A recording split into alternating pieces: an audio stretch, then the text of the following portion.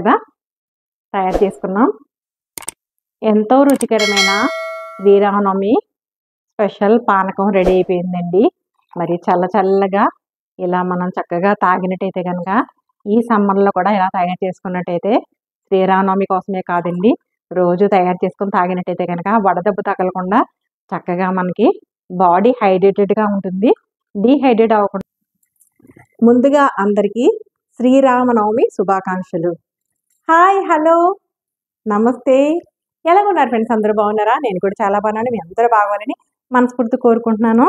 మరి శ్రీరామనవమి అనగానే మనకి గుర్తుకొచ్చేది పానకం అండి.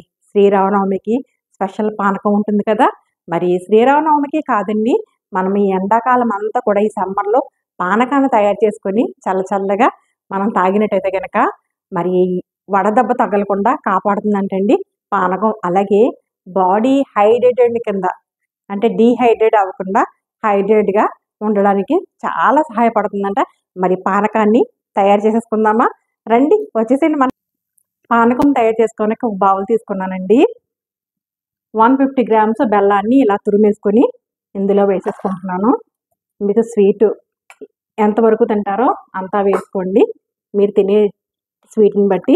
ఇప్పుడు మనం ఇందులో కూలింగ్ వాటర్ని వేసేసుకుందాం. ఇలా వేసేసుకొని ఇలా వాటర్ని వేసుకున్నాం కదండి, బెల్లం వాటర్ ఇలా కరిసే వరకు మనం కలుపుకుందాం. ఇలాగా ఈ బెల్లం మంచిదేనండి, ఆర్గానిక్ బెల్లం. ఇది నేను వాడుతున్నాను ముందు నుంచి. అందులో ముక్క వేస్తున్నాను, ఎలాంటి రాళ్ళు మట్టి అవి లేవు. మనం చక్కగా బెల్లం కరిగే వరకు ఇలా కలిపేసుకుందాం. బెల్లము ఇలా కరిగిపోయిందండి వాటర్లోనూ చక్కగా. ఇప్పుడు మనం ఇందులో ముప్పావు టీ స్పూన్ మిరియాలు తీసుకొని, అలాగే 3 యాలకులు తీసుకొని కచ్చా పచ్చగా దంచేసుకున్నానండి ముందుగానే. ఇప్పుడు వీటిని వేసేసుకుందాం. ఇలా వేసేసుకొని మరొకసారి మళ్ళీ ఇలా కలిపేసుకుందాం చక్కగా. ఇందులోనే చిటికెడు కల్లుప్పు అండి, చిన్నది వేసామా లేదా అన్నట్టుగా, అది కూడా మనం చక్కగా ఇలా కలిపేసుకుందాం. ఇది సొంటి పౌడర్ అండి. ఈ సొంటి పౌడర్ నేను మిక్సీ వేసేసి మెత్తగా ఆడుకున్నాను. ఇది ఈ స్పూన్తో, టీ స్పూన్ అనమాట ఇది. స్పూన్ అంటే అర టీ స్పూను సొంటి పౌడర్ని మనం ఇందులో వేసేసుకుందామండి. వేసేసుకొని అది కూడా చక్కగా కలిసేటట్టు ఇలా కలిపేసుకుందాం. ఇందులోనే నిమ్మ చెక్క తీసుకొని ఇదిగో కొంచెం ఒక 5-6 డ్రాప్స్ అండి ఇలా వేసేసుకొని ఇదిగో ఇది కూడా చక్కగా కలిపేసుకుందామండి.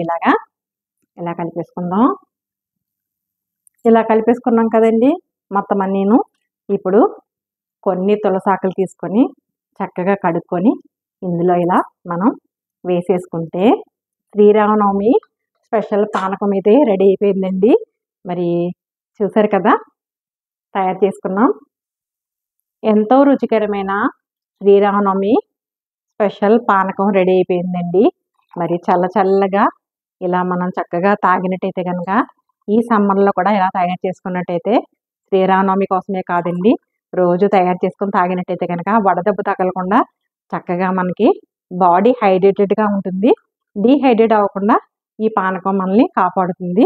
ఒక గ్లాసు ఎక్కడికైనా వెళ్ళేటప్పుడు తాగి వెళ్తే కనుక మనకి వడదెబ్బ తగలకుండా రక్షిస్తుందంటండి పానకం. మీ స్పెషల్ పానకం అయితే రెడీ అయిపోయిందండి.